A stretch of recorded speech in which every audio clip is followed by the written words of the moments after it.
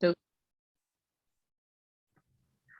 good morning, everyone. Thank you very much for joining us. Today is our final webinar of the project that lasted for the last 2 years on access of women who use drugs in cases of violence to support services and shelters. Today we will have presentations from project partners who worked on national level, and we will start with a few words from the coordinator of C19 RAM project in our region within the SOS project. It's Nadezhda Yangel. She unfortunately will have to leave us in 10 minutes, so she will start with her welcome words. Спасибо, Маша, большое. Thanks a lot, Masha.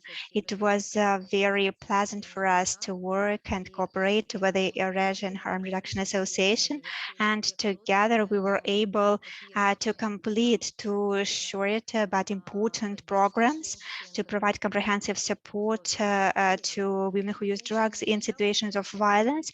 Those women were always in the risk zone, but COVID made them even more vulnerable. And when I was reading the reports of Revanche, Kazakhstan, Hopes, Macedonia, Regeneration, Serbia, Convictus, Ukraine, and Andrei Rilkov Foundation, I saw how diverse and timely were your efforts within this project.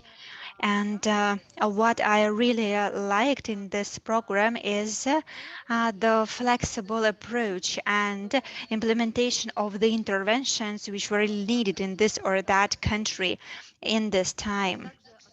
And also, in this program, I wanted to focus on your great guide, the document that you develop, help, not possible to ignore. It was really helpful for decision makers, social workers, and other people. And I'm really sorry that I was not able to meet you in person, but I really hope that in the future we have a lot of interesting projects and programs which will be aimed at supporting women in cases of violence. It is really relevant. And I would like to say a big thank you to the team of Eurasian Harm Reduction Association. So the team which took part in our project was small but really strong, so thanks a lot to you. And I hope we will continue our cooperation in particular within the COVID-related programs, because we expect that they might be prolonged. Thank you, Masha, and I was happy to see your faces today, all our organizations implementing the project. Thank you, Nadia. I also think that it was really a small project, but there were so many great things happening in the countries, and we will hear about it in the countries. So it really shows that if there is not so much money, but a big desire for change, changes can be achieved. Now I would like to give the floor to Ganna Dovbach, Executive Director of AHRA.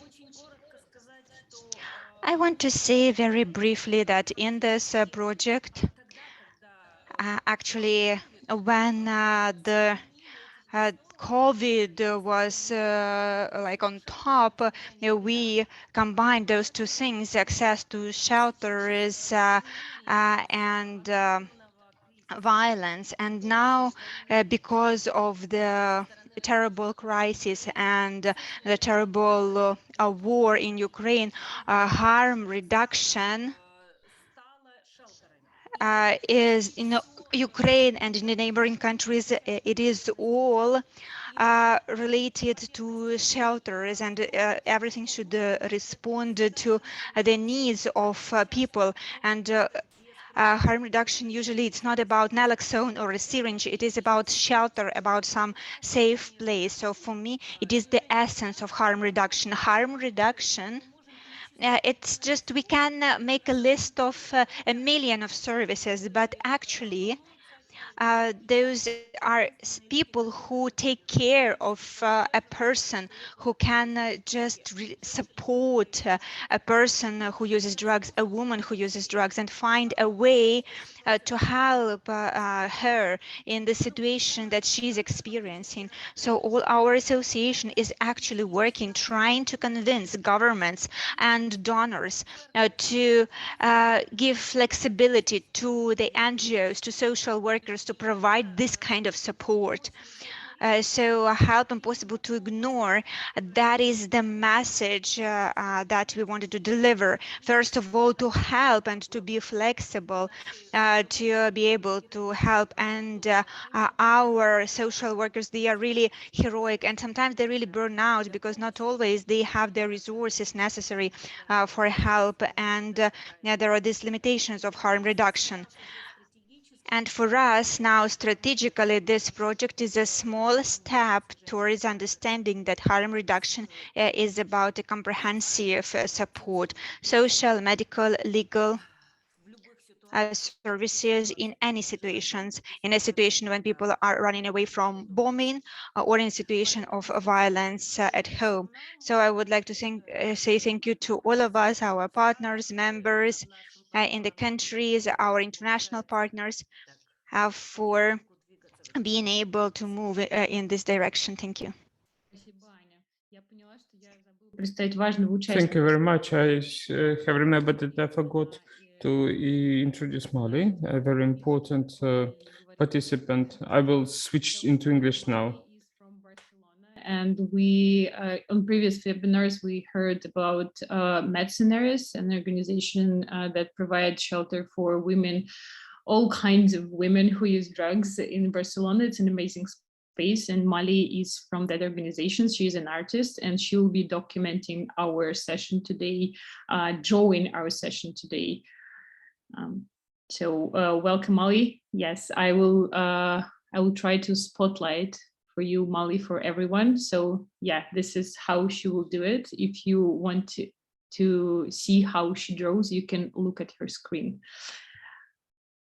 Yeah, and to start this meeting, I want to, during this, to attract new partners and to raise awareness about this topic, we created the video about the situation with access of women who use drugs to shelters in our region, and the situation with violence in our region. And I'm happy to present you this video. I would start it now. And I wanted also to let you know, you will recognize the voices of people who made the voiceover. So we will now watch only English version of it.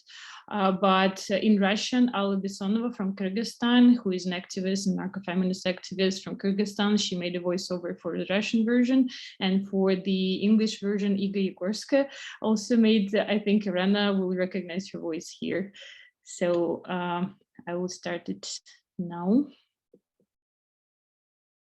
Okay.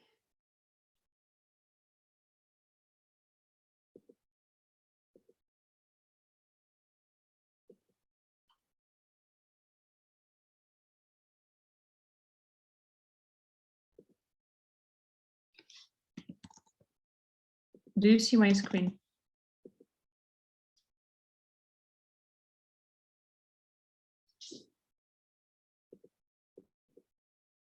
This is Natasha. Does anyone see my screen? No? No. Damn it. Can you Okay. pick just the screen of the video? Maybe that will work out. Yeah. Anya, do you have, I shared with you the video, maybe you will be able to screen, because it's not allowing me to screen it somehow. Zoom.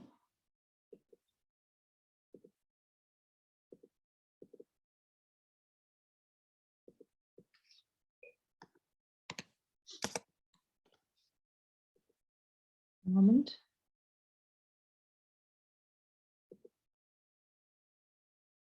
Okay.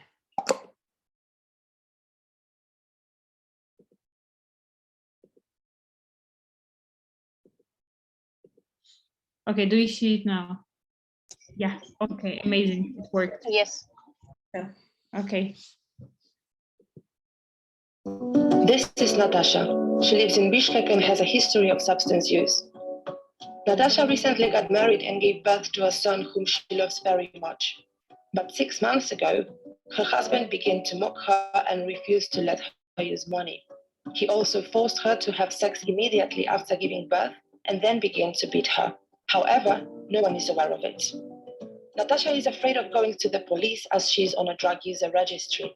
She is also terrified of social services because she knows about cases when her friends were deprived of parental rights after social services had become aware of their drug use. According to the World Health Organization, 1 in 3 women experiences intimate partner violence. Women who experience trauma are more likely to suffer from depression, anxiety, and post-traumatic stress disorder, which in turn places them at higher risk of using drugs as a means to cope. Only 40% of women survivors of violence seek help, and only 10% go to the police. Women who use drugs are from 5 to 24 times more likely to experience gender-based violence than women in general. A study in Ukraine found that 66% of women who inject drugs had been sexually abused by the police. Fear of arrest and police abuse further impedes women from seeking help and protection from violent partners. In most countries in the EECA region, existing programs for women who are survivors of violence do not accept women who use drugs. For example, in Serbia, only 1 out of 16 shelters is willing to take women who use drugs, and they are open to accept only those who receive opioid substitution therapy. Stigma can exacerbate guilt and shame, while discriminatory and unsupportive services may deter help seeking. Women who use drugs are caught in a vicious circle, and seeking help instead of support leads to re-traumatization. Natasha finally turned to the police after her husband had beaten not only her, but also her child. However, the police did not arrive. A couple of days later, an inspector came to her house and threatened to deprive her of parental rights if she continued to bother the police about domestic violence. Of all the social services, Natasha only had the phone number of a harm reduction social worker, but even with joint efforts, they failed to find a place in the Center for Women who are Survivors of Violence because of Natasha's drug addiction. Whoever is first approached by a woman who experiences violence should be ready to provide the necessary assistance or referral to specialists. Support services for women in situations of violence should consider each woman's experience and be accepting and non-discriminatory. Women who use drugs and undergo gender-based or police violence need to be helped, not ignored.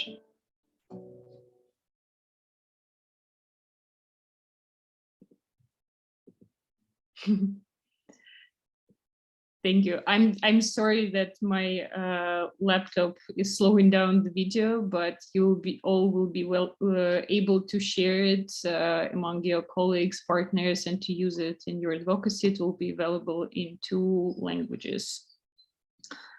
И сейчас, I have a question.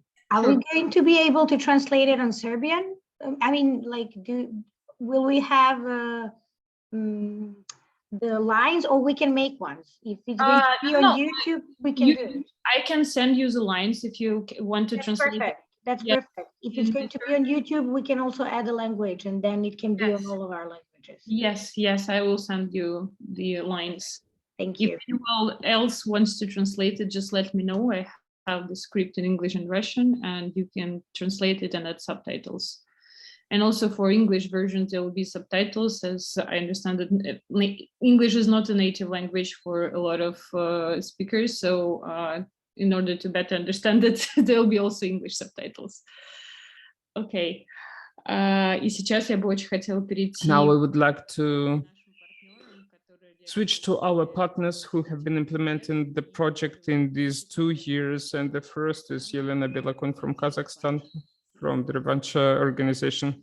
Yelena, you're going to have a presentation, or I should allow you to share the screen? Let's do without the presentation today. Hello, everybody.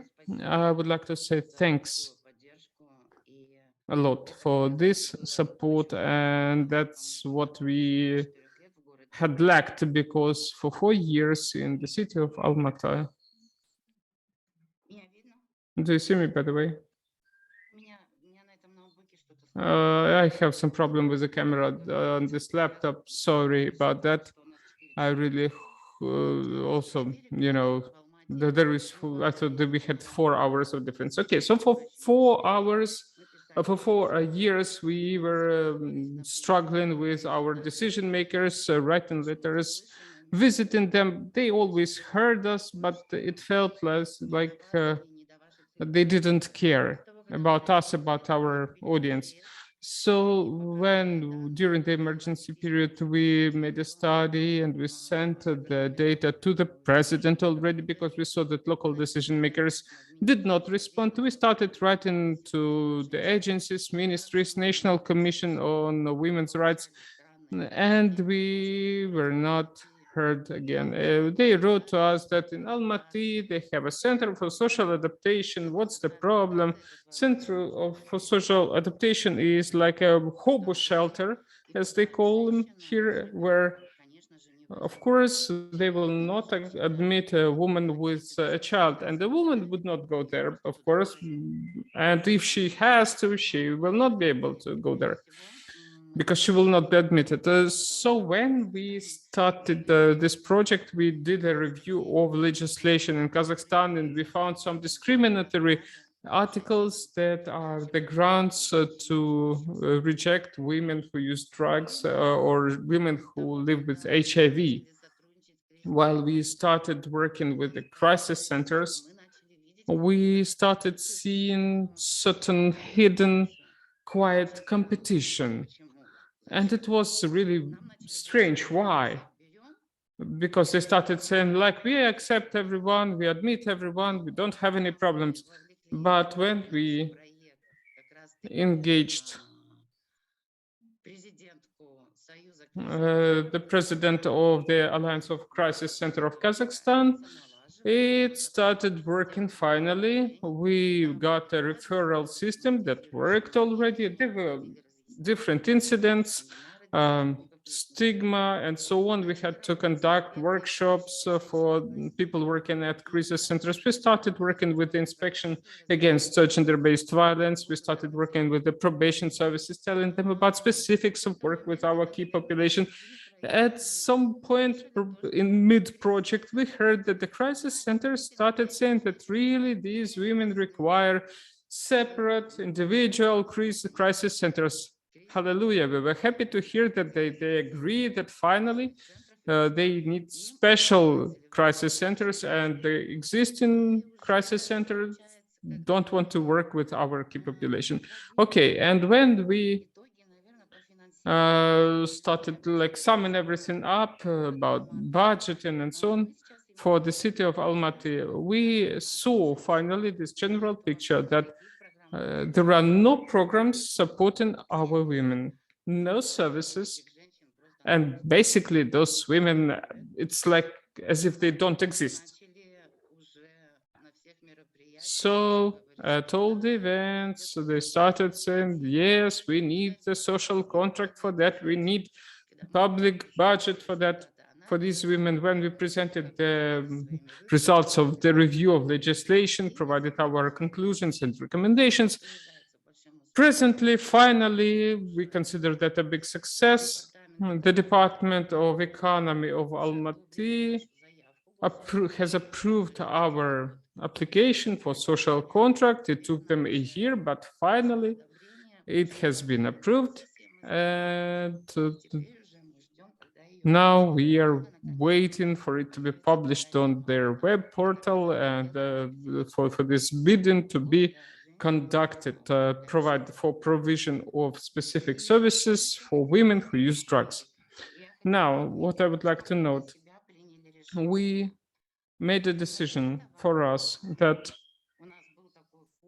well, before we had this idea to revise the law on the standard of provision of social service to domestic violence victims, to remove those two discriminatory articles that exist in there and somehow improve them to avoid discrimination in future. Today, we understand that we are going to develop a separate standard for provision of special social services for key population, for women of key populations. Yes, so these are our plans now. Okay, thank you very much, Lena. I have a clarifying question. So to say, why did you decide to have these special standards and what are those articles? I can tell you now. So it is the order from 2016, number 1079, and we wanted to change the wording that people can be refused services if they have active tuberculosis, skin diseases, and infectious diseases, apart, but with exceptions of HIV, viral hepatitis, and drug use. And based on the last discussion that we had with the authorities, we decided that we need to have separate standards of social services because the law that we have on services to the victims of domestic violence, just our vision doesn't fit to it. We need to have separate standards. Then we would have separate funding, and then we would have special centers to help our key populations. Okay, thank you, Lena. I understand that it, of course, will take more time than just making amendments to the existing standards. It will take much more time to develop our standards, to approve them. But it is the route we need to take, and we have understood that this is the right way for us. Thank you. And the next speaker, I forgot to add, I'm sorry, that within the project, also services were provided in shelters. We had a shelter for women in situation of gender violence, for women who use drugs, and we collected the cases of those women, and we also developed a scheme of case management, of providing support to women who use drugs in situations of violence. And if you're interested, I can share actually all the documents that we prepared within these activities, and you can have a look at them. I can send them to you, Masha. Yes, of course. I think that after all the countries presented their work, I think that we will need to all to share the documents and the materials that we prepared, because the countries worked on different areas. So Irina will tell what they did, and Milka will tell about their activities. So I think that it will also be very helpful, this knowledge sharing, and maybe we will make a joint folder and we'll share our documents. And I want to say thank you to HRA. Your support was very timely and very helpful, so that people start thinking about our women from our key population and the problems that can arise if their needs are not satisfied. Thank you, Liana. I think that the most difficult work is at the national level. And now I would like to give the floor to Andrei Rilkov Foundation of Vlada from Moscow. So they work in challenging operating environment. Andrei Rilkov Foundation is a foreign agent in Russia, and civil society activities are very difficult now in Russia. So access to services, not only for women, but generally for people who use drugs, is very limited, and harm reduction programs, they are implemented in a very restricted format. So Vlada, could you share what you did within this project and what you were able to achieve? Yeah, good morning, everyone, or good afternoon. So I would probably like to say that with the example of what Russian army does in Ukraine, all those terrible things, they show to all the world what kind of situation we have in the country. The domestic violence in families, for example. So we understand that women who use drugs and sex workers, those groups are even more vulnerable as compared to the gender-based violence experienced by women in Russia in general.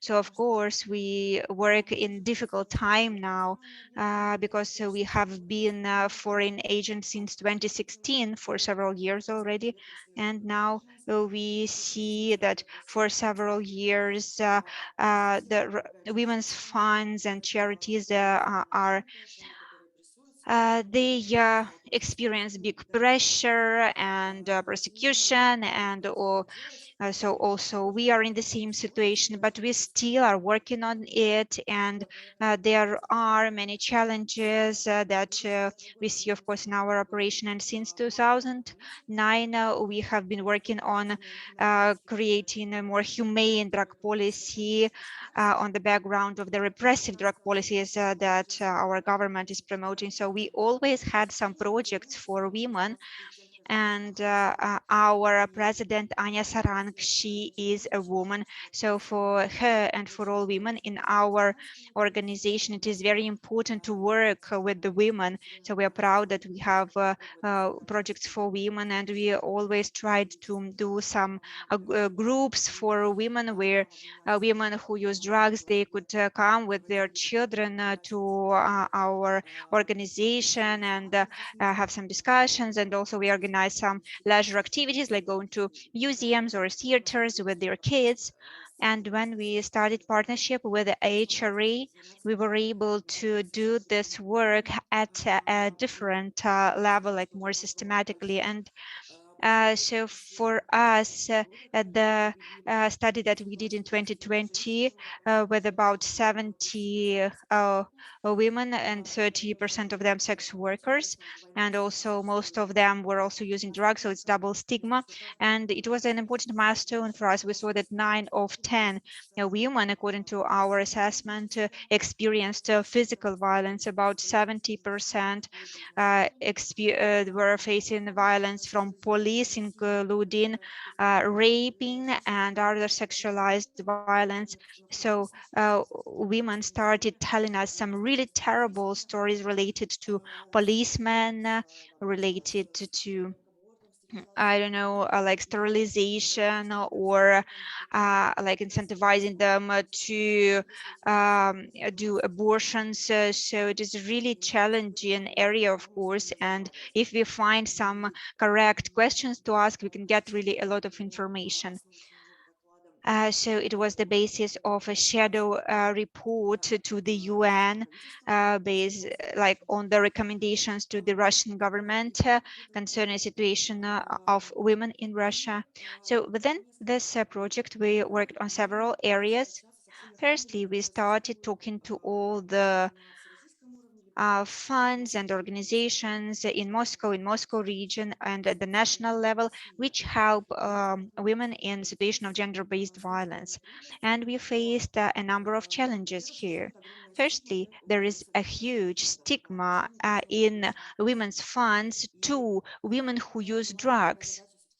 So the task for us was to talk to all of them, to get acquainted, to have Zoom meetings, sometimes several Zoom meetings, and to understand how we can cooperate or interact with them. And there was an impression at some points that women's funds, they imagine that there are some good women who like just face an abuser one time, but and they need support to go back to their good life. But women who live in a situation of daily violence and who can experience also police violence, they are not do not consider this women as their target population. They don't try to find some ways to work with those women. They think that violence is some exception situation in a one-time situation in life of women, but not a daily situation people experience. So it was weird for me to see that there are some funds for middle-class women and other like women who live in the street, or sometimes they live in the situation of homelessness, who experience domestic violence from the side of parents, for example. So those are these women who can only be put to some shelters, etc., but not be provided with some regular support. And we also saw a very big stigma against sex workers, because there are very radical funds who just said no, they would not work with us, because we work with sex workers and we call it sex work, not use other words. And there are some actually women who are engaged in sex work to use drugs, and those women are facing double stigma and even more problems with the police. So of course, there are a lot of things to think about in terms of intersectionality and helping different target groups. But on the background of all this communication, we found some like allies. And it is even better, actually, because the funds with which we were able to build some partnership, well, they will now be they will be able to help us. And there is this consortium of women's NGOs that is a kind of a consortium of women's organizations from all over Russia. They are providing free legal support in situation of gender and sexualized violence. It is very important for us because they have a pool of lawyers, and together with their lawyers, we had some training in providing legal assistance. And we implemented this part of work when we worked on our brochure that we prepared within our project. It is important actually for us to have some information materials, because we do a lot of outreach works, and if outreach workers, they have 35 or 40 contacts on their route in just an hour, it is important to have some information materials that they can share, because they cannot talk about the project a lot within this time. So we are happy now that we have allies to which we can refer our clients, so that they can be provided with legal assistance. And they even took some cases of sex workers and helped them. And also there is another organization that we worked on. They have psychological support and training courses, both for victims of gender-based violence and also for abusers, which is important for us. And in addition to referral to this fund, we engaged the founder of this organization to our activities. She did some training for us, and she trained psychologists of our organization, because we do have actually psychologists, but they have what we don't have, this experience of working with victims and with abusers. So it was important for us to have some workshops and for trainings. Of course, the training should be like long-term, several months, of course, but even short-term trainings are good for our psychologists to be able to work with the cases of violence. So together with the founder of this fund, Нетерпи, so don't put up with it. It can be translated like this. We started some online course, but then the war started, and we are expecting that there can be some searches in our office, so we are afraid that we can have these searches. And we have 2 vans that we are using now to go to the Moscow region, but now we think that it can be kind of not safe to bring all people, all women, all people to our office. And we thought that probably online format now would be the most safe and the most convenient way to bring together all those people, like women who use drugs, and organize some kind of a safe space for them to be able to talk, because at this group there are also sex workers, and sex workers in their turn, they sometimes demonstrate some stigma to women who use drugs. So we wanted to make it safe for everyone and be very careful. So we came up with this format that the psychologists who will be moderating the sessions, together with this professional psychologist, a founder of this Neterpi fund, we decided that the group will be moderated by our psychologist and her, this founder of this fund, because we actually wanted also to share our experience of working with people who use drugs, because when we just started talking to her, she said, yes, of course, I'm ready to help your clients, and probably we need to start with them quitting drugs. When they quit drugs, they can come to us and we will help them to overcome the situation of violence. But we said it's not possible. We cannot make people quit the drugs, but we need to provide support with them. So we accept that they use drugs, and we tell them about the risks and how they can overcome the overcome the risks and the situation of violence. So the level of awareness in drug use and drug dependence and harm reduction, of course, that is a separate barrier of working with crisis centers and with women funds.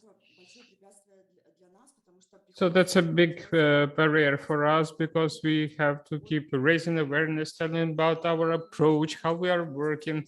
And it is very important for us to have a specialist in gender-based violence, a specialist in harm reduction. And in addition to like working with the group from their own perspectives, they need to share the experience.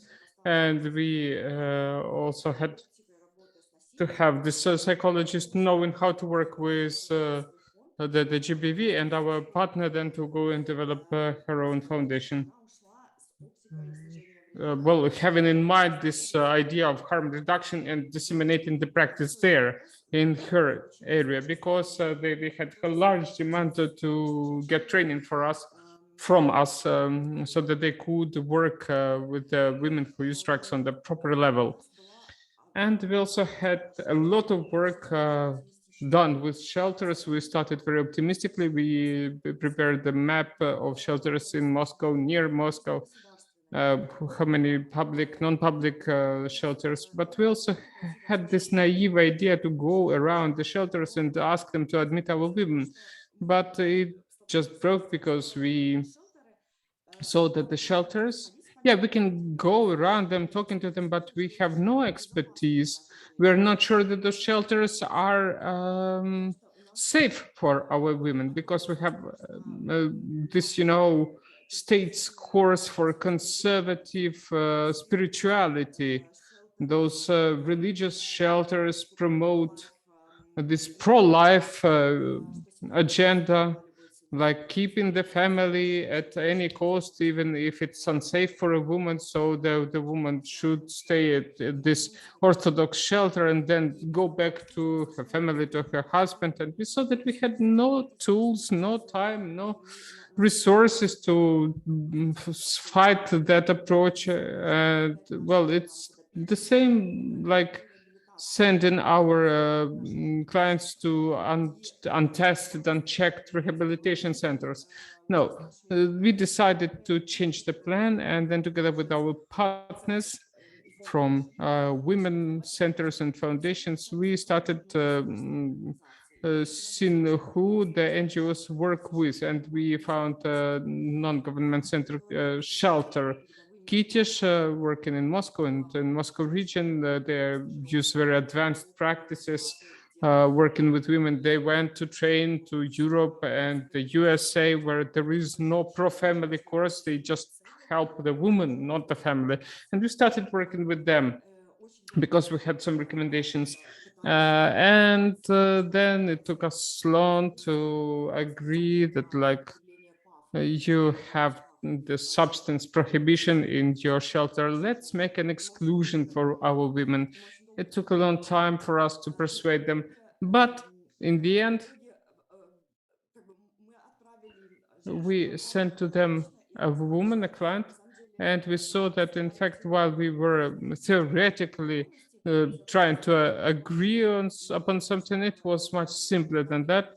And when the woman came who really needed help, who had been an emergent situation, we had to took her from her home in just 2 hours when her partner beat her really bad. We had to save her for a week or two. We worked really well with the shelter, and we saw that they did take care about women in critical situations. They were willing to help, to see how it works in practice. And the girl who, on the one hand, she's a sex worker, on the other, she uses drugs. She spent there for a week and left only because she wanted to go back to her native town and to her kid. And she could not tell them where she would return because they keep the place for a particular woman. That's why she couldn't stay there. So I think we made a good progress in that. And we agreed that when we have the next need of this sort, we will just call them and send the client to them. So that's how it works, because we have not been able to make a stable agreement with them to make exclusion from the rules for our women. Do I have any more time? No. Thank you very much, Vlada. You've done a lot of work to build this partnership, and I understand that the situation cannot be changed otherwise. You have just to work with other organizations working in this area and find the ways to help women even in those very bad situations. And I heard that you have prepared the brochure to give the women about what they need to do in the situation of violence, where they should go. And it can also be shared now. I would like to invite Milka Spirovska from the North Macedonia. Her organization in these years have worked on legislation regarding the violence, because in many countries, despite the existence of a law about opposing violence against women, those laws very often they don't work. They exist, but there is no referral system. Women, well, organizations working with women don't know what to do with them. Policemen don't know where to send those women. Shelters don't know how to work with women who use drugs. Organizations working with for harm reduction don't know what to do in a situation of violence. Milka will tell us more about what they did. Thank you, Masha. As many people from our country say, we are great at creating laws, but unsuccessful at implementing them. First of all, I would like to thank EHRA for the opportunity given to our organization to be part of this project. Also to cooperate and through our activities to help our target groups, which are one of the most marginalized communities in our country. I must say that through this project, we have managed to make progress in access for services for women who use drugs. by advocating for policies to promote the rights of women who use drugs, improving the implementation of the existing law on prevention and protection against violence against women and domestic violence, and through cooperation with institutions who work directly with victims of gender-based violence. This law requires all competent entities to cooperate with each other to make measures for prevention and protection of gender-based violence and against women and domestic violence, and also at the same time to act with due diligence in taking measures for prevention of gender-based violence, respecting the principle of equality and eliminating gender stereotypes. The law also requires the institutions to regulate their responsibilities in more detail in bylaws and protocols for mutual cooperation. For that purpose, working groups were formed that worked, and some of them are still working on the preparation of bylaws and protocols for mutual cooperation, in which working groups, two of our representatives from our organization participates in those groups. Both experts are actively involved in advocating for the needs of women who use drugs as victims of gender-based violence and advocating for institutions to better respond to the needs of these women. So far, the bylaws related to the work of Ministry of Interior as follows. The rule book on the manner of execution of the pronounced emergency protection measures, removal of the perpetrator from the home, and ban on approaching the home, and temporary measures for protection, and the rule book of the manner and conducting a serious risk assessment for the life and integrity of the victim and her family, and the risk of recurrence of violence, and the work of the Ministry of Labor and Social Policy as follows: the integrity of the victim and her family, and the risk of recurrence of violence, and the rules of how to follow up on interim measures. These rule books were prepared for so far and entered into force. The bylaws related to the work of Ministry of Health has been returned to in the procedure for finalization, and the preparation of protocols for multi-sectoral cooperation are still ongoing. We believe that these working groups will finish the protocols for multi-sectoral cooperation till now, but somehow they're still working on these protocols. Such acts improve the implementation of the law itself and give clear guidelines to the institutions for their responsibilities in order to prevent and protect against gender-based violence against women and domestic violence. The institutions themselves continuously hold trainings on their employees regarding the law and the responsibilities of the competent persons arising from both the law and the bylaws. I must say that unfortunately there is still insufficient awareness of women who use drugs by some institutions, such as I would mention, for example, the Ministry of Interior, and because in our experience, in many cases, do not take any action in the reported cases of violence by women who use drugs. They usually say that it's about a private matter, not a matter of the police, and they're not taking any actions when some victim is reporting a case of gender-based violence or domestic violence.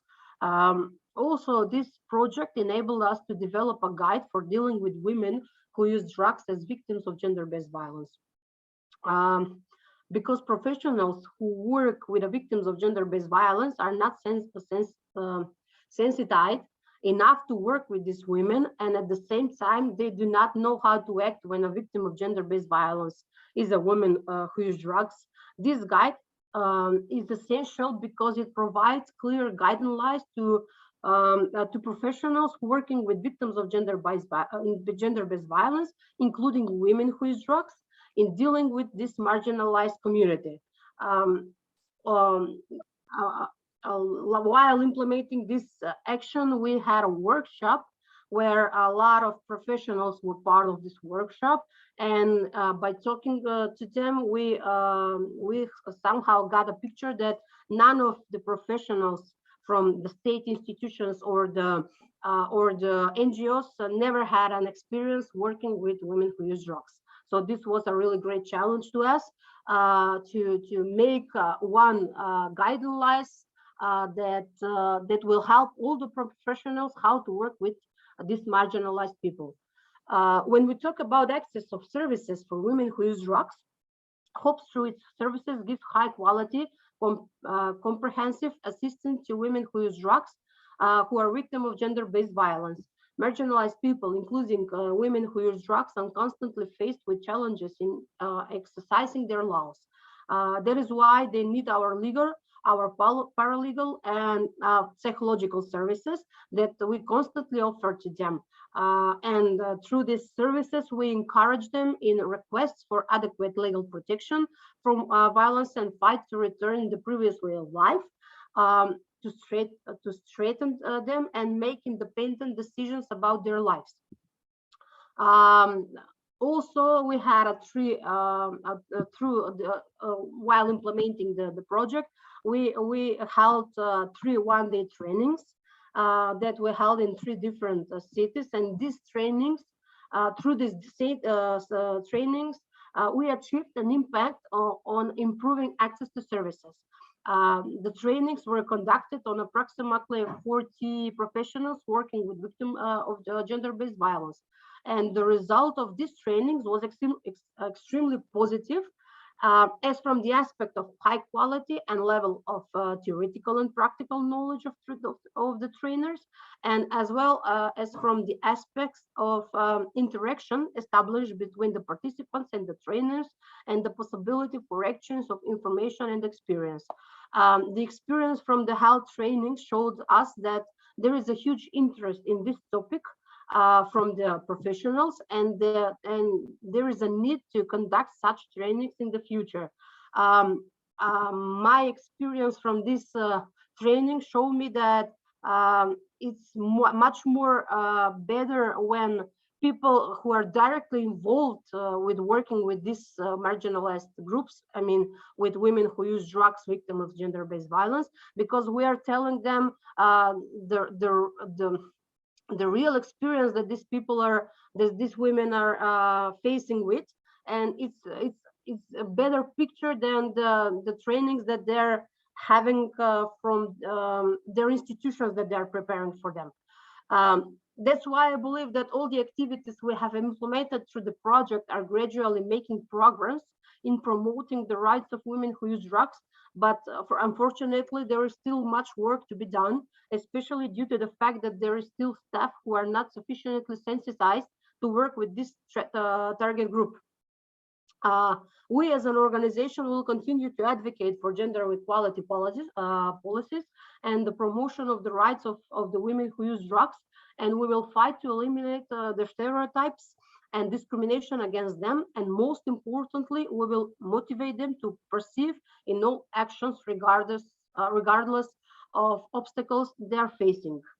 We're still facing with challenge to motivate women to be housed in shelter centers, but unfortunately they're still not motivated and they reject to be housed in the shelter centers.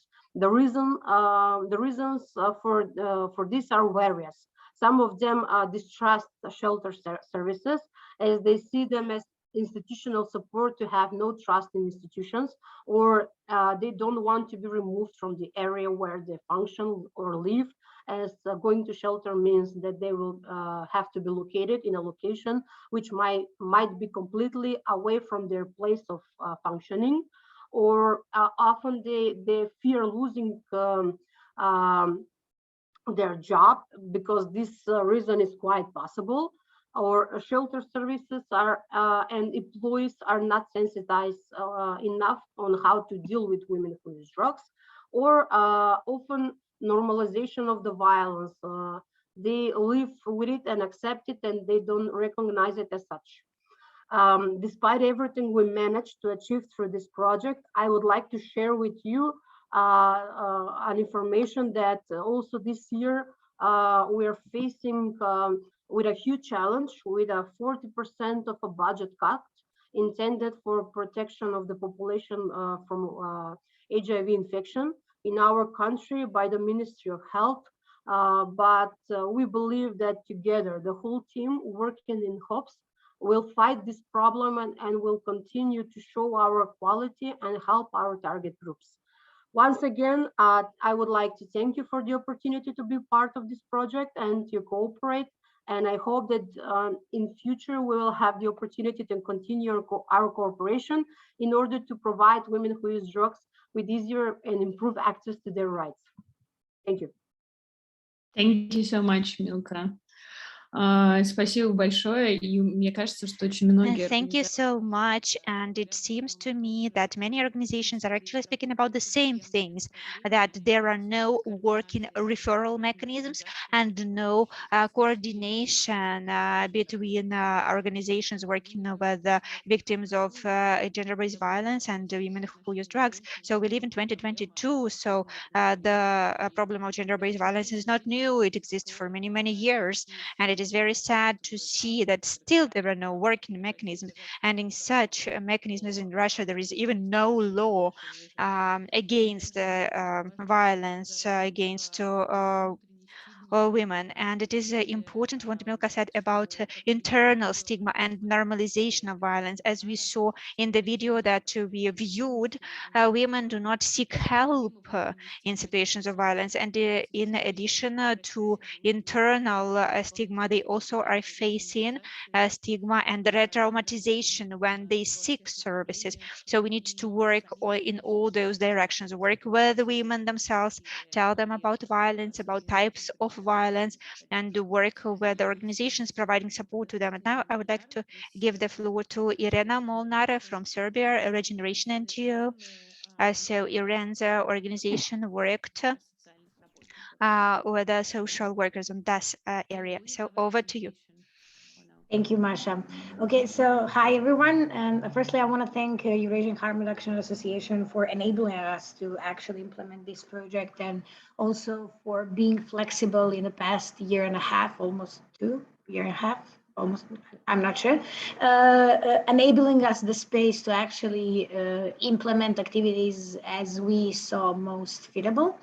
So Regeneration initially applied for this project because there is a huge hole in a system of services offered to women who are using drugs, and also services aimed at women at all. So before we started this project, there in Serbia, we had only one sex workers shelter that was closed 2 years ago. And aside of that, in the years of funding for harm reduction programs or other services, there were not a single action and not a single service aimed exactly towards women who are using drugs.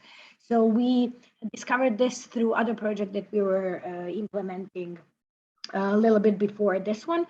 And when this call opened, we saw it as ideal spot and ideal place to actually do a research and collect informations based on which we can build up the services or build up the programs we want to implement.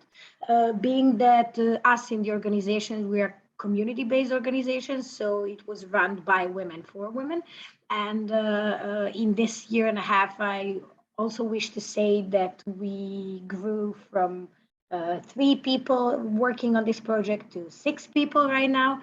And that also was a huge exchange in between of the expertise of all of us, because we were now social workers, psychologists, community leaders, and also community members. They are now in close contact to us, but we also now have lawyers who are going to work for us and different types of counselors. So at the first Regeneration took first couple of months to actually do desk research based on, through which we did the research on available documentation and available laws who are corresponding to what we wish to do. And we discovered that aside of that, we signed and ratified the Istanbul Convention, and we have all the laws in place. Some of the international documents that are also recognizing that women who are using drugs are more vulnerable than other women. But aside of that, we didn't really have any protocols or procedures being implemented in the safe houses or shelters, or within the state institutions who are going to protect the rights of women who are using drugs in accessing health, social, or legal services. So we discovered that that was the biggest problem for us, and then we approached the Centers for Social Work because we believed we actually wanted to go and see who are the persons who are actually responding to violence in Serbia. Those are not NGOs. We have, harm reduction organizations. In Serbia, we have only 2 now they're operating. So in 10 years ago, we had 14, and now we have only 2 with low funding for services. So this was this was the difficulty. And then we also have plenty of organizations who are working in the area of gender-based violence, but without prior knowledge to drug use or vulnerabilities related to that, or HIV, or anything that we are mentioning when we're talking about women who are using drugs and harm reduction. So that was, we discovered that aside of police and health institutions, the key target group for us would be Centers for Social Work and case leaders within the social work, because they're also operating shelters in Serbia, because shelters, we have 16 around the countries, and they're tied to the municipality, and through municipality, they're tied to Center of Social Works, the Center of Social Work that belongs to that municipality. So it's a state, it's UN supported system, because UN supported Serbia to develop that system, but it's state run. So in those terms, shelters are deciding for themselves who are going to be women who are accepted to it. And we discovered through extensive communication with them, we discovered that only one shelter is willing to accept women who are using drugs into the shelter, but only if she is on OST or any other treatment program. Why is that? We also did. We engaged in our team case leader from Center for Social Work from Kragujevac. We initially are based in Belgrade, but through this project, we engaged several different people from several different cities, so we can actually have more geographical scope and actually see how situation in other cities are, because we cannot be in every place. And we also had COVID. So we have held extensive online meetings with each others, and also with people from Centers of Social Work. We reached, I think, 56 case leaders from I will say something stupid, but more than 20 cities, more than 20 different centers for social work that we have around the country. And we did the research with them, what is the difficulty in working with women who are using drugs. And we received really astonishing, sad information that none of them through their lives never received any education on drugs, on discrimination about people who are using drugs. So naturally, this was something that was hard for them. So they couldn't do their work in a best quality way, because they knew nothing about it. And they believed that working with women who are using drugs needs specific, more specific education and more different sensitizations towards the topic, but they didn't know where to start. They didn't know where to find information. They didn't know how to educate themselves. And honestly, in our country, there is 1,170 case leaders for all the country, for all the cases, being that divorce, being that domestic violence, gender-based violence, being that child protection. So can you imagine that 1,000 people are serving 7 million country? This is really, really something that is problematic systematically, so as to say. So then we decided that throughout the projects, we are going to do training for the social workers, and we held to pilot training to see what are the information that they need, what would they like to know more, what are the difficulties in their work, so where we can fit in to help them the best. Honestly, after second round of the project, and when we're entering the third round, we were then doing accreditation of the services, and I will later on invite Vladana to tell you a little bit more about it because she was the leader of that action, and I would like our younger members and younger community members to actually also be involved in the presentation of their work. What I would like to say before Vladana is that in the last term of our project, we also offered services for women who are using drugs and in cases of violence, and we mapped services and we offered services such as online psychosocial support, legal support, and medical assistance. And we initially thought that psychosocial support will be something that they need the most. But I think now we know that we're not completely wrong, but we oversaw the idea that the legal support and help with the medical system is something that is much more needed than psychological support, because through COVID, we had a lot of psychologists and psychotherapists offering their services for free. And this is what a lot of women and a lot of specifically young women who are using drugs and experiencing violence use. And then we discovered that the legal support in their cases is something that they didn't know how to access, and the lawyers are pretty expensive, and we don't have much paralegals in our system. So if we do have paralegals, they're within the NGOs, they're already working with gender-based violence, but they're not specified to work in cases around drugs. And many women have questions related to, I don't know, divorces, child protection, stigma over drug use, and they didn't want to even start the cases of fighting or divorcing their husbands because they felt that they were going to lose opportunity to be with their children. And this is something that already many people mentioned, so I'm not going to go into explaining all of that in detail because it's pretty much the same context. So after that, what I wish to say is that we also offered packages, hygiene packages for women, most vulnerable women around the country. And I have to say that we received numerous emails from specifically women who are also living with HIV, that they never ever in their lives, and just to say we have Global Fund in our country for more than 15 years, never in their lives they received that thoughtfully designed package specifically for women and for women. Закроешь дверь, ладно? Стульчик поставь. Somebody wanted to say something. No? Okay. So yeah, this was something that for us was a confirmation that we actually were thinking about their needs in a way they actually needed. But I also think that is because we were in close communication with them in a past year and a half while we're also implementing the project. So community was involved from the beginning till the end of the project in the designing of everything that we did.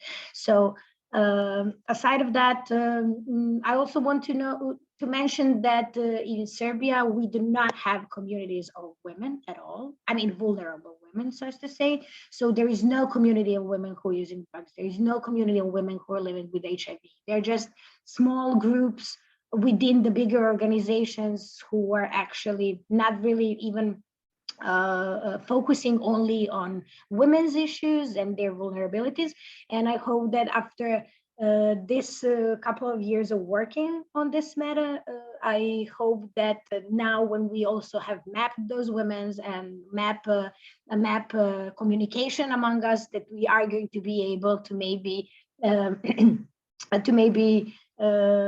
empower them to build up more cohesive groups among them, to be able to also help them with possibly funding for the things that they need, because opening one shelter in Serbia for women who are using drugs in cases of violence is not going to solve the problem. And this is why we actually went to see where the problem is based. And this is why we decided to accreditate training specifically for centers for social work, to be able to build their capacities of working with women who are using drugs in cases of violence. And I'm going to leave a couple of minutes to Vladana to explain us what the trainings actually are now. And just to say that we're just waiting for one signature from Ministry of Social Work, and there is a huge name of that ministry that runs Centers for Social Work. So we're just waiting for one signature to be back in order to be starting implementation of those trainings. So Vladana. Okay, hello everybody.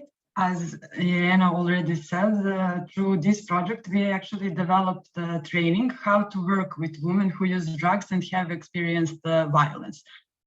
Through developing of this training program, we aimed primarily to raise awareness of the problems women facing with illegal substances and psychoactive substances, and providing information and try to reduce stigma and discrimination among them, especially in cases when they are victim of violence. This program, actually first pilot program, and then we upgraded our program and supplemented with some few information. This program actually consists of several parts. And the first part is about drugs, a little bit about drugs, new psychoactive substances, and drug policies. Because after the first training, we realized that actually social workers don't have any information about drugs, and especially through their official education, then they don't have any education about that kind of stuff. Our second part of our training is about laws and law situation in Serbia, in which women should get help. And after that, we are mainly focusing. Our expert on social work actually will explain to everybody how to deal with women who use drugs, because as most of previous speakers already said, when women using drugs, especially in Serbia, she will be seen as a perpetrator, even if she is a victim of violence, and the kids were took away. And on the end of our training, we have our expert of codependency and trauma, because we want to show another and different angle of problems with using drugs, or not problems, if it's just recreational drug use.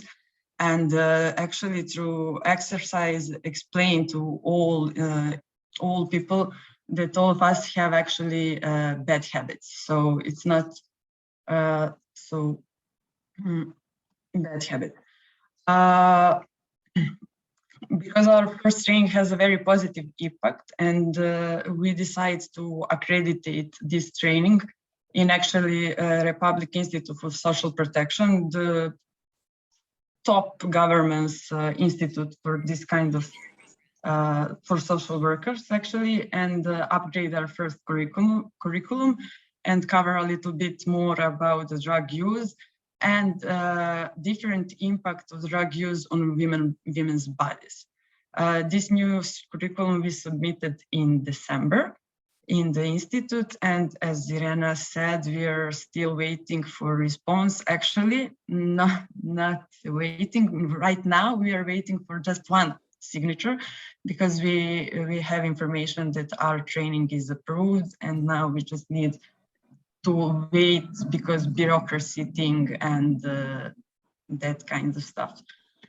So once when we receive this signature, we will hopefully be able to train, we hope so, over 600 people, at least half of case leaders in Serbia in next 2 years, because with this signature, our training will be in sort of obligated to our social workers, actually to our social centers to our training. So our mainly idea was actually to change system inside and to help people who are in the first line to respond with gender-based violence with women who use drugs, to make them softener and hopefully help them to understand actually different needs of women who use drugs. Sorry for my English. That's okay. Thank you so much, Vladimir and Rana, and all Regeneration team. I think it's amazing work that you did and that you managed to create this training and to actually, I think we can say, get it approved by the ministry for the training. Yeah, hopefully, I think one signature will not change the decision. Yeah, and I think it's in Serbian as far as I understand, but maybe we'll yeah, it's in Serbian, but I think that when we start, the trainings are going to make us available to be more sustainable with this training. And after that happens, I think we're going to be able to actually translate it maybe for other organizations. So for use. We also developed protocols for offering the services online that I already mentioned. Then I will be happy. It's on English and it's related only to this project. But since our board approved that protocol to be our general protocol in the future with offering services to women who are using drugs, I will be happy to share it with you as well. Great. Thank you so much. Can I only ask Mali to add Serbia on the list of the countries, please? Thank you. Yeah, thank you so much. And I think we are, it is an interesting discussion that we can have after all the presentation. Should we advocate for opening new services, new shelters and new services, or should we try to integrate our women into the existing system and existing services and educate service providers on this issue? Or maybe we should have both. Because, like, for example, Helena from Kazakhstan started by saying that it's impossible and that we need separate standards and separate shelters. And you decided, and I know that one of the reasons is that you mentioned in the other interview with you that if you open one, it's too small and you cannot affect a lot of change because the people who need this service, the amount of people who need this service is so big that one shelter will not be able to help, and it's better to work with the existing system. And I honestly think when we're talking about opening new services and separate services, separation among women is not something that we feel it's okay. I mean, we should be aware of each other's vulnerabilities and support each other, understand each other better. So if we are going to divide groups of women, I don't think in the long term, I don't think that leads towards anything. I don't think that leads towards better integration of women who are using drugs into society. So in those terms, I think opening new ones can be short-term. And it doesn't mean we shouldn't have both, but I would not like to see women who are using drugs just being separated from, I don't know, women who are not using drugs. So it just works against a better inclusion of this population into society. Yeah, thank you so much. И сейчас я бы хотела предоставить... Можно скажу? No, can I answer? Yeah. Well, we actually thought about that too. We considered this idea that it is a stigmatizing factor if we do this separation, but we understand that our women don't feel comfortable among those categories of, those righteous women who are like, oh, we are mothers and you are a wrong woman.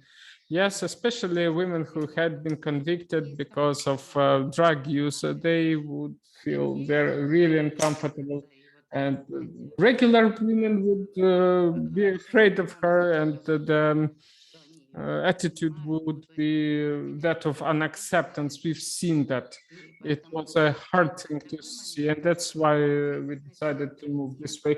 And second point is that in crisis centers, they don't have the substitution therapy in particular. You understand what I mean? Yeah, of course.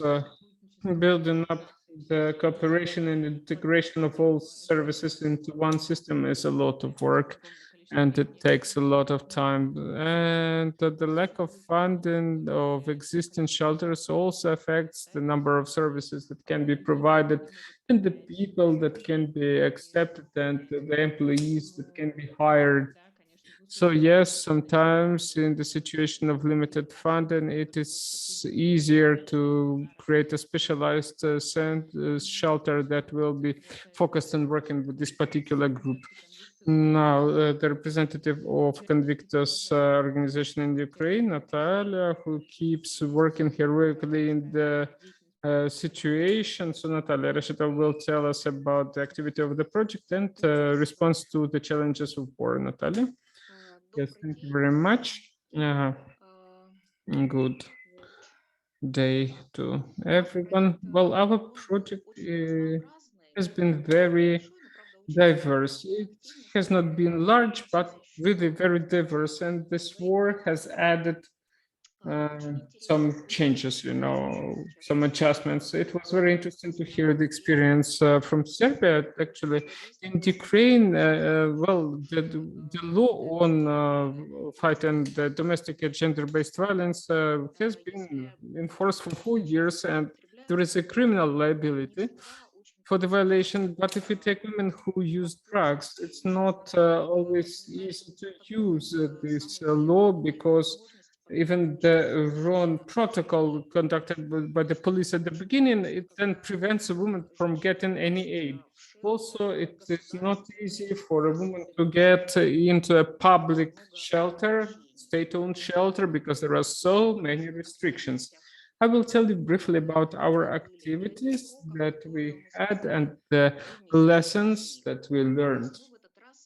Well, this time we worked in rehabilitation centers, both with the clients, the women who use drugs, and with the personnel.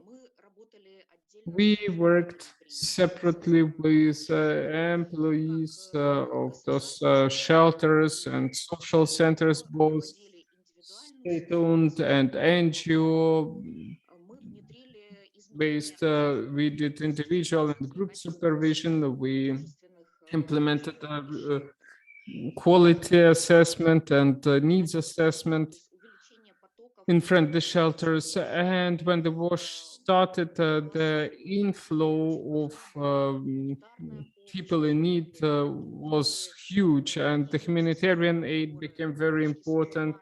Food, hygienic packages, supermarket cards, material aid. So we were able to provide technical support to the shelters.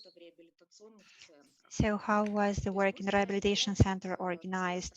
We took 5 centers in Kiev region, and we organized sessions with the women. So the topics were as following: violence, so linkage between violence and drug use, personal boundaries, some constructive relations and destructive relations.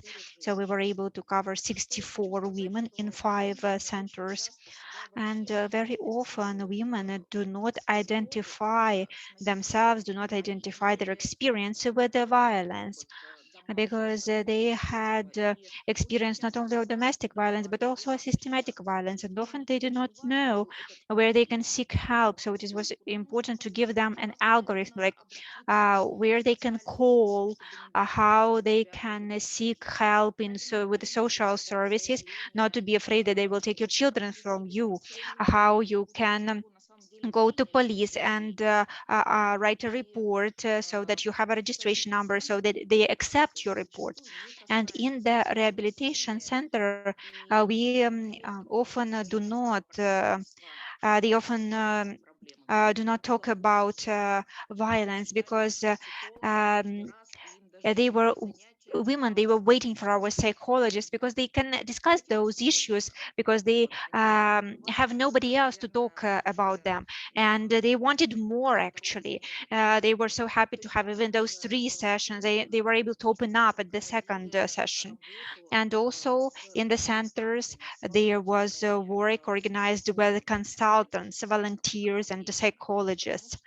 so in the same centers, because very often social workers, they have a burnout and only then they realize it. They realize it when it is too late. And we had training on emotional burnout syndrome.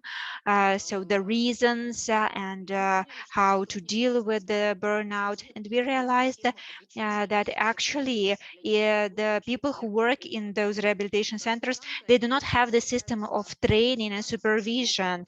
For them, it was their first experience of such training. So mostly consultants, they base their work on their own experience, because often it's peer-to-peer support, but a lack of knowledge in certain areas does not allow them to improve their services and to make them more effective. Even the directors of centers, they wrote us letters afterwards, and they shared that among their staff members, they see the improvement of the efficiency of work. So there was improved performance. And also we were talking about violence when we had the training with social workers as well. And some of the trainings we had online because group and individual supervision, they were carried out when the hostilities started in Ukraine, but still we kept in contact with the directors and staff of the centers. So how we organize supervision? We talked about the cases, and it was um, important to talk about women who use drugs, because not all staff members of the centers, they know about the issues of drugs. They do not always know how to be not to discriminate them, where they can refer such woman so that she can seek help, how they can provide some medical services. So that is what we discussed. And also we had group supervision sessions when we mixed staff members of rehabilitation centers, different centers, because often they work in their kind of center, in their own facility, and they do not interact with anybody else. But when we organized these mixed sessions, it was so interesting for them to share knowledge with people from other centers and to improve their knowledge. So in Ukraine, we realized that there is no one platform for people working in such rehabilitation centers where staff members could share some challenges or share some even successes or share their experience. So what else did we do? In December, we had a national a meeting of directors of shelters, and we held it in Lviv. We had 5 directors of state-run facilities and 7 representatives of NGOs at this national meeting. So we worked on a needs assessment, talking about the needs of women who use drugs. So the directors, they told how it is done in their facilities, and we tried to make some improvements into those procedures. And we started implementing those procedures in 2022, but after the start of war, each of the shelters was able to receive a lot of support within this project. So this is what I would like to describe now. So our team stayed in Ukraine, like almost all people stayed. And thanks to your flexibility, we were able to redistribute funding from other activities and make targeted support for 45 women from vulnerable populations to cover their basic needs. So we prepared food packages and hygiene packages to women in these centers, because even the shelters which have 35 or 50 beds, sometimes they have 280 people coming to them, and they are trying to provide accommodation to them. So what is waiting for us in the future. We do not stop, and we are starting a new project, sustainability of services for key populations in EECA. It is SOS Project 2.0, supported by Alliance and the network. So we are expanding now the number of beds in 2 shelters in Kiev and Ivano-Frankivsk regions, and we are providing now support to internally displaced people from among the key populations, and we are supporting, giving technical support to 4 shelters in Ukraine. We are trying to raise and attract humanitarian aid, and which we distribute among women who suffer from war. And we also got a grant from the Renaissance Foundation to continue support to those 4 shelters that we are working with. And from June, we will restart our supervisions, both individual and group supervisions. And I'm so thankful to you for your response and for your flexibility. That is all from me. Okay, thank you. Thank you for continuing your efforts. And I think that, as Anna said in the beginning, during the war in Ukraine and in the neighboring countries receiving refugees, the understanding of harm reduction programs and shelters, it is becoming more comprehensive. It should include food packages, accommodation, medical services. So there should be understanding that it should be a comprehensive service, and it is a good thing for us to advocate for. And even after the conflict is over, it would be good to for this approach to stay, and so that those comprehensive services are available to everybody, not only IDPs. And I would like to have actually some time for discussion. I also have a presentation, and I will try to make it brief so that we can also have a discussion afterwards.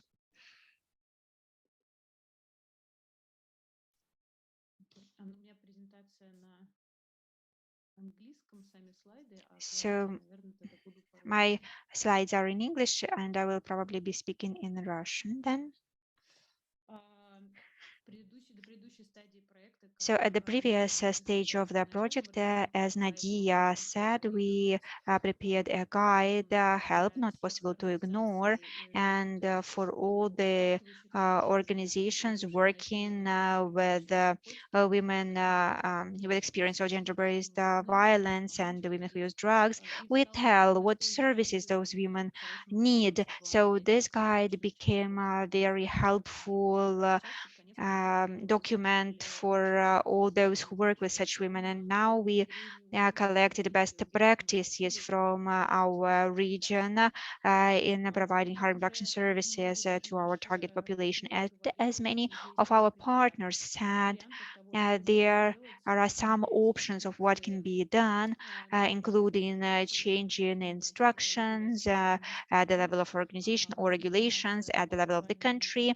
Also, activities can include education of service providers and women, so raising their awareness about the types of violence. Also, we can build partnerships and raise awareness on gender-based violence among women who use drugs, or also it is possible to open specialized shelters for women with experience of gender-based violence. So in our new document on best practices from our region, so there are some of our partners presented, including Canavictus. And in addition to what Natalia told us, they work for many years on the access to services for women who use drugs and women in situations of violence. So they worked on developing like a model shelter, opened it, and then the government took over the shelter. And also the regulations were changed at the municipal level on making sure that shelters accept women who use drugs to shelters. Yeah, we did it at the municipal level because we were not able to do it at the level of ministry at the national level. But in the regions, in some regions, it was possible to do so. So the shelters would work with the women who use substances. Irena's organization, in addition to working with the social workers, they also did training for people who work in clubs, DJs, like nightclub community, because in those venues there is a lot of sexualized violence towards young women, and they did a study, and for what I understand, Irena, it was the first initiative which engaged you into this topic of working with women who experience violence. So you started thinking, and you actually learned that this problem is really broad and deep, and that there is a low awareness of this problem. Also, we have a more detailed description of the activities of Andrei Rilka Fund from Russia on advocacy and building partnerships in a country with repressive policies when it is not possible to make changes at the government level. It is important to have partnerships within civil society and still be able to provide some services. And in addition to that, in this document, you can find information about crisis centers for women who use drugs in Moldova and Transnistria, where situation is worse than in the main part of Moldova, and there are also no state-run services, but even there they were able to open such shelters for women. As for Slovenia, they have a safe house, a safe space for women in association Stigma. For many years they used to have a drop-in center, but it did not take into account specific needs of women. It was both for men and for women, and they noticed that women did not want to come to this center, so they opened a separate facility for women. There can be 8 women there. When we prepared this report, there were 5 women staying there. There are no psychologists or medical workers, but again, they have this system of referral and to friendly organizations where women can go. So they have like minimum resources. They just give the roof over the head, but refer them to friendly organizations for additional services. Also, implementation of the screening program, Wings of Hope, is a program that came to us from the USA. It worked in Kyrgyzstan, it has worked in Ukraine, now it will be implemented in Kazakhstan. This is a screening tool when, for example, when a woman is admitted, she is asked about drug use and the cases of violence she may have encountered. And then together with the women, they develop a plan for a woman to know where to go and what to do in a particular situation, and the plan of getting her out of the situation of violence she is in. Thus, motivating her and raising her confidence. I'd like also to show you photos of some of the centers. This is the crisis rooms in Moldova, in Rymnica, and in Ukraine. I don't know what shelter that is in, but it's Kiev Oblast, Vasilkovsky Rayon. Yeah, okay, so it's near Kiev. Okay, I'd like to thank once again all the partners of our project for the great work they have done in these 2 years. I hope it's not the end of the story. I hope we will continue working together and these projects will be supported and all your initiatives will bring good fruit. And the system of referral will work, and shelters and comprehensive services will be provided to women.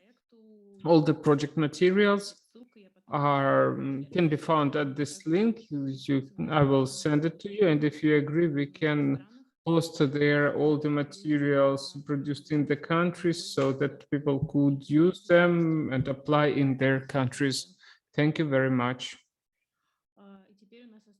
And now we have 10 minutes for free discussion, questions, comments.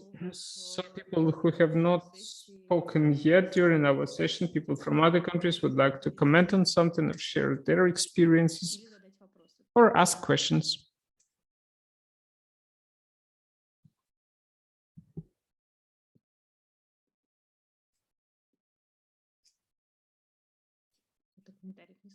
Okay, we don't hear any comments now. Probably would like to continue discussion of that issue that we consider together with Irena and Elena. Do we need separate shelters for women who use drugs, or we need to integrate into the existing system and raise the awareness how it works in the countries?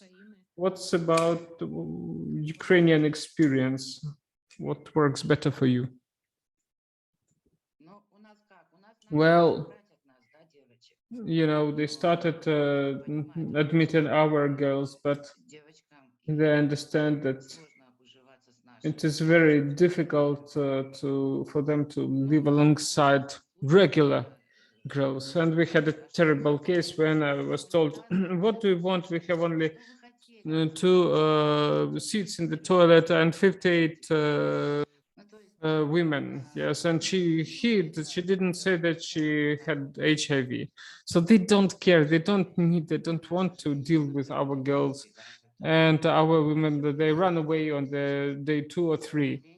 And in crisis centers, they have this new rule. Those state-funded centers, they are forbidden to admit a woman if she's not referred from police, or if they do this, if they admitted from us, there should be the medical confirmation of beating.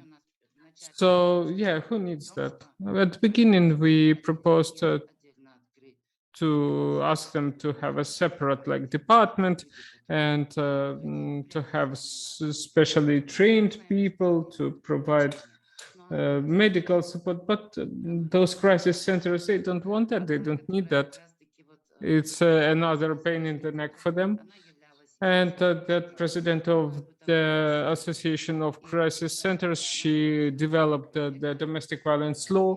And in the end of this project, she spoke and said that we need a separate standard for special social services. Then there will be funding, there will be expansion of services, but women living with HIV who are not drug dependent, well, I think we need to amend the existing standards so that women living with HIV who got infected through sexual transmission, they're not our key population. Actually, we agree that they should not be divided from the general population of women. They need to receive the same services as all, and the employees need to be to keep confidentiality, because we had trainings with them on stigma and discrimination too.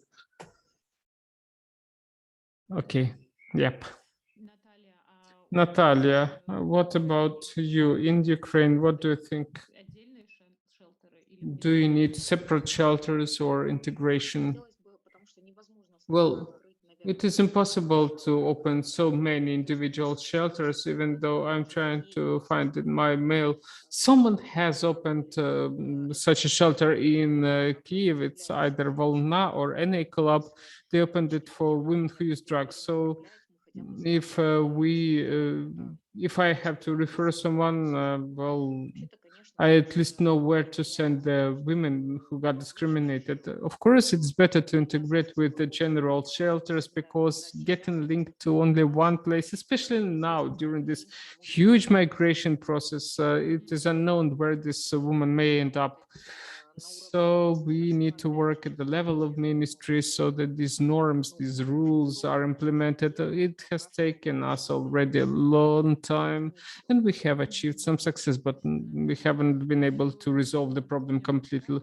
Maybe Milka would correct me, but in Serbia, I was impressed, it made me think a lot about it, that the shelters for women who use drugs and women who live with HIV, they can be admitted to the shelters, but the women themselves don't go there because the conditions they live in there, that means they have to move to another town, or it's a closed center. You cannot go out, you cannot use drugs inside, and so they have no support for drug dependent women. So even despite the formal accessibility of those centers, they don't have the good conditions for our women there, so the women don't go there. So it's also important, in addition to opening formal access to the services themselves need to be adjusted.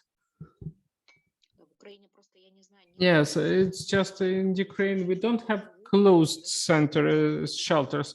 Women who live in public shelters, state-funded shelters, of course, they have internal rules, but they all go out, they go to the street, they go to work, they take their kids to kindergartens. Only if you speak about rehabilitation centers, yes, they are closed, but ordinary shelters are open. Yes, I was also surprised by that, because in Slovenia, this safe house for women, for example, on their territory, they don't have any supportive services. So inside, so to get the OST, the women go and get the OST, or if they need some healthcare services, they go to a hospital, or need to talk to a psychologist. They can also do that. Milka, please.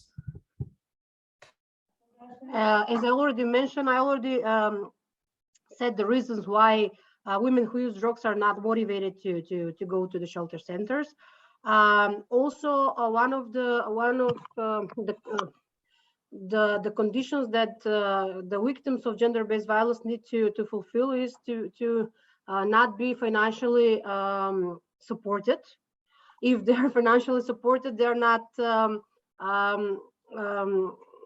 how to say fulfilling the conditions, so they can be moved there. But the main problems, the main reasons is that those shelter centers are of a closed kind of an objects, and once the victim is going in the shelter, she's not allowed to leave the shelter, to walk on the street. No one knows the address of the shelter centers. We have centers in a couple of them in Skopje, but we also have in other cities in Macedonia, and we also have, I believe it was 3 open shelter centers.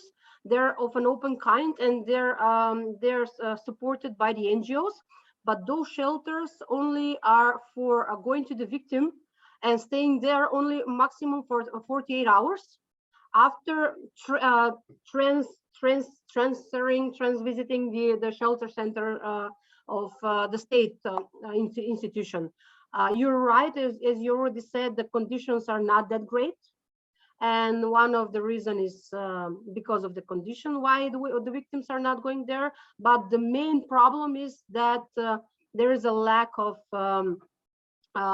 trust in the state institutions, because these women who use drugs were faced with a lot of problems and not enough help by the state institutions, and now they're not trusting in the institutions, and they don't believe that they can help them. They we can see the reason, because every time when one of the marginalized people are facing with problems, they're going straight to the NGOs, not to the institutions, and they're asking for a help by the NGOs to be supported and go to the institutions, or for example, go to the police or going to the Center for Social Work to report the violence. But if only if one person of the NGO is going with them. They're not ready to go alone. I can share the last situation that I was faced. I was it's not connected with the gender-based violence. I was following a client to the Ministry of Interior, to the police station, because he was not brave enough to go alone. And while I was waiting there, there was an old lady, a really old lady, like a grandma. She barely came to the police station and she wanted to ask a problem. While I was waiting the inspector to come to take the statement of my client, the grandma, the old lady was telling the police officer that her daughter is putting a track on her mouth so she could not speak, so she could not eat. She was closing her to in one room so she cannot leave. And all this happens because she cut it, the empowerment, so she can use her bank statements, she can use her money, and she started to physically and psychological harass her mother. While the woman was telling to the police officer her story, none of the police officer was reporting the case. I involved in telling them that they are obligated to help her, because by the story that she was telling to the police officer, it was clear that her life was in danger, and it was their obligation to try to protect her and to take measures in protection in the person, but they were not doing anything. Their answer was, "Don't worry, we already have everything. We have her address, and we will go." But not following the lady, they left her by herself. So me and my colleague decided, one of us, to go with her to the Center for Social Work, so she can report the case there. And that was a positive experience, because the Center for Social Work took the case, make the papers, and started the case, taking the measures in protection for the women. They came back to the police again once they finished in the Center for Social Work, and we had the same problem. When I told them that I'm from the NGO, they somehow got scared, because we report the police officers really often. At least our clients are really motivated to report the police officer when they're not acting on their cases. So one of the police officer came outside, and he decided to follow the grandma, to follow the lady to her apartment, to find the daughter and try to talk with her. And he came to me and said, like, this lady, it's not her first time to come to the police office to the police station. She came here a couple of times. She reported the same case, and I was like, and you didn't do anything about it? I mean, it's your obligation, man. There is a law that says that you need to take responsibilities with due allegation to help the people, all the people that they're victims of gender-based violence. And that was the case. I hope that the lady is okay. I hope that police station did something about the case, because that was the last time I saw the lady. But I wanted to say that even if we're not working with all the victims, we are trying to help in any way, at least giving them some advices how to deal with the problem.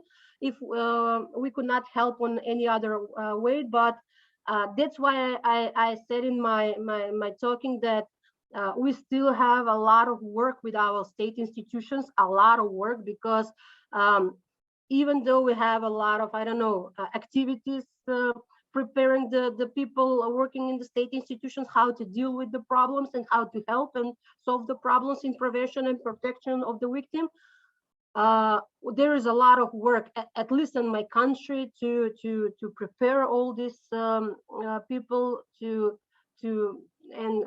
how to say to have a great story where we won't have any problem in the path of preventing and protecting ourselves of gender-based violence or domestic violence.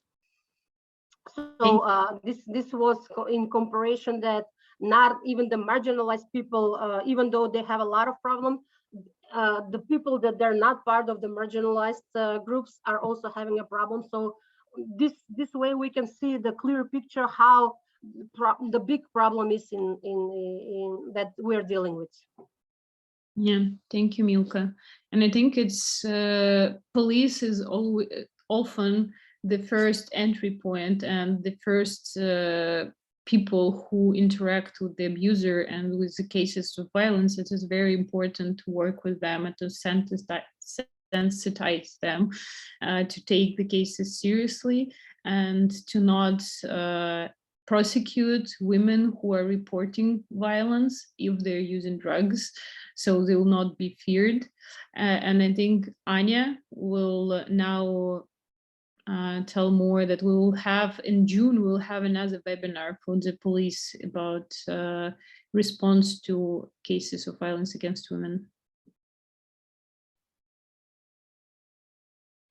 Я хочу сказать, что должен был... I would like to say that it was supposed to actually happen in May, but we had to postpone it because you remember that we had a training for police officers. Mostly there were police officers from Ukraine, Moldova, and Belarus engaged. It was an important step for their sensitization, and then now together with UNEC Afghanistan and in the neighboring countries, we are doing a similar training for police officers in Central Asia, and we hope that through official channels they will invite people from the Ministry of Interior, from police academies, and there we will share best experience not only from Europe, but also India, Pakistan, so those countries which seem to us sexist and intolerant, but even there are good practices of correct response of police to gender-based violence. So we hope that it will be a good step in our cooperation. So it will happen on June 22 at 11 o'clock Almaty. So the timing is rather convenient, so you can join, and there will be special time for the community to share their problems and for police officers to hear about the best practices. Thank you, Anya. So then I would like to close our webinar, and I would like to say thank you to our interpreters and to all our participants. And again, on the main screen, we can see the picture by Maya, and we will share it with you later. And as Anya said, on the website of the project, there are reports and the recordings of all the webinars, and you can also find their best practices. So thank you, everyone, and have a good day. Goodbye. Thank you. Goodbye. Thank you. Bye.